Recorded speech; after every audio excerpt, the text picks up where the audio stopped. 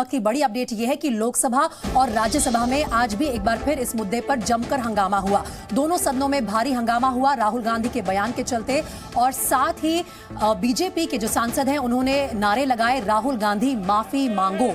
इसके नारे लोकसभा और राज्यसभा में लगे और इसके चलते दोनों सदनों को कल तक के लिए स्थगित कर दिया गया।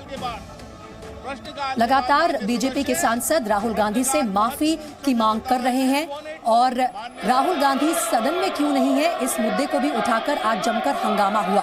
राज्यसभा में और लोकसभा में दोनों में एक ही तरह की तस्वीरें सामने आई। राहुल गांधी के बयान पर बीजेपी लगातार उन्हें घेरने की कोशिश करते हुए माफी मांगने को कह रही है, लेकिन इस हंगामे के चलते अब कल तक के लिए लोकसभा और राज्यसभा दोनों को स्थगित कर दिया गया है। आप विराजे, सदन चले।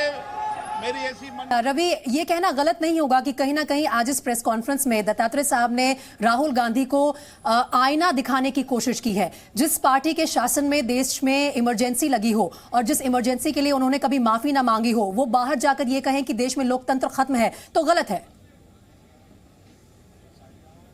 हाँ, बिल्कुल बिल्कुल बिल्कुल आपने सही कहा कि उनको आईना दिखाने का काम किया कि उनके ही पूर्वज, उनके ही दादा परदादा के समय में ये सारा काम हुआ। इंदिरा गांधी के दौर में इमरजेंसी लगी देश में, और पूरा देश जानता है कि पूरा देश उस वक्त, चाहे पत्रकार हो, चाहे नेता हो, चाहे विपक्षी दल के तमाम लोगों, सबको जेल में डाला गया। और सालों लोग जेल में रहे, कुछ साल तक लोग जेल में रहे उस वक्त में, और कई लोगों के साथ बहुत यातना भी उनको दी गई। तो वाजिब सा सवाल है कि जब भी कांग्रेस अटैक करती है लोकतंत्र को लेकर, तो ये आईना दिखाया जाता है बीजेपी की तरफ से, RSS की तरफ से, विपक्ष की तरफ से, कि कांग्रेस को इमरजेंसी का दिन याद करना चाहिए कि इमरजेंसी में उन्होंने कैसे लोकतंत्र का गला घोटा, इमरजेंसी के दौर में किस तरह से जो लोकतांत्रिक मूल्य था उनको खत्म किया गया, कैसे इंस्टीट्यूशंस को खत्म किया गया। तो कहीं ना कहीं आईना भी दिखाया गया और कटाक्ष भी किया गया है कि राहुल गांधी विदेश में जाकर, चाहे कहीं भी जाकर, जो देश के बारे में बयान देते हैं उसमें थोड़ा उनको मैच्योरिटी लाना चाहिए, रिस्पॉन्सिबिलिटी से अपना बयान देना चाहिए, नॉन रिस्पॉन्सिबल बयान नहीं होना चाहिए उनका, ये भी कहा गया। और साथ साथ तमाम और मुद्दों पर आप देखें तो मुस्लिम आउटरीच प्रोग्राम पर जब उनसे सवाल पूछा गया तो उन्होंने साफ तौर पर कहा है कि RSS कोई मुस्लिम आउटरीच प्रोग्राम नहीं चलाता है।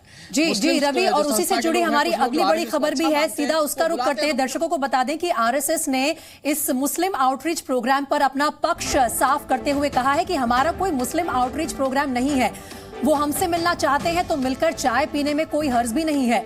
इस बारे में भी जिक्र किया अपनी इस प्रेस कॉन्फ्रेंस में दत्तात्रेय होसबले ने, और कहा कि RSS का मुस्लिमों पर कोई ऐसा कोई आउटरीच प्रोग्राम नहीं है, कोई हमसे मिलकर चाय पीता है तो हमें भी कोई हर्ज नहीं है। वहां से इनविटेशंस आते हैं, झुकाव दिखाई देते हैं, उनकी इच्छा होती है मिलने के, संवाद करने के, उस प्रकार रिस्पॉन्ड करते हैं। शुरुआत वहां से आउटरीच नहीं है संघ के, we are responding to the positive steps from that side. तो उन्होंने बुलाया है, तो वो बुलाते हैं। RSS पर विश्वास उनको है, कुछ लोगों को नहीं है, तो जिनको है उनको हम स्वीकार करते हैं, आमंत्रित करते हैं, मिलते हैं। मिलने में, चाय पीने में कोई अर्थ नहीं। हम तो दुनिया को एक कुटुंब मानते हैं, हमारा कोई द्वेष नहीं है किसी मत धर्म, सब राष्ट्र के हित में काम करना चाहिए, ये हमारा पक्का है। हम अपने जमीन पर ऐसे हैं, जहां जाते हैं वही बताते हैं। और इसके साथ ही तौकीर रजा के बयान पर भी RSS ने आज हमला बोलते हुए कहा कि देश तोड़ने की दरअसल साजिश होती रही है, साजिश करने वालों का विरोध जरूरी है, देश तोड़ने वालों से सबको सतर्क रहना होगा, कानून के तहत ऐसे लोगों पर कार्रवाई की जानी चाहिए। देश तोड़ने वाली शक्तियों के काम पहले से हो रहा है, भारत को टुकड़े टुकड़े करेंगे, इस यूनिवर्सिटी के कैंपस से ही लोगों ने बोला है, लेकिन लोगों के एक जवाब भी उसको मिला है, ऐसे वो नहीं हो सकता।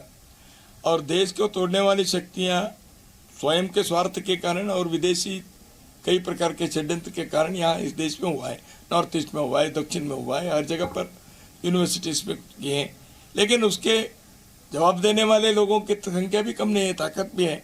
इसलिए संघ के स्वयं से भिन्न भिन्न क्षेत्रों में इस विषय को विरोध करने का, काउंटरिंग करने के आर्गुमेंट्स, नैरेटिव बिल्डिंग, इसे मैंने कहा ये है। और कानूनी कुछ करना है को देश के साथ विरोध करने का जो अपराध करते हैं उसको सरकार कानूनी कार्रवाई करेगी। जी न्यूज़।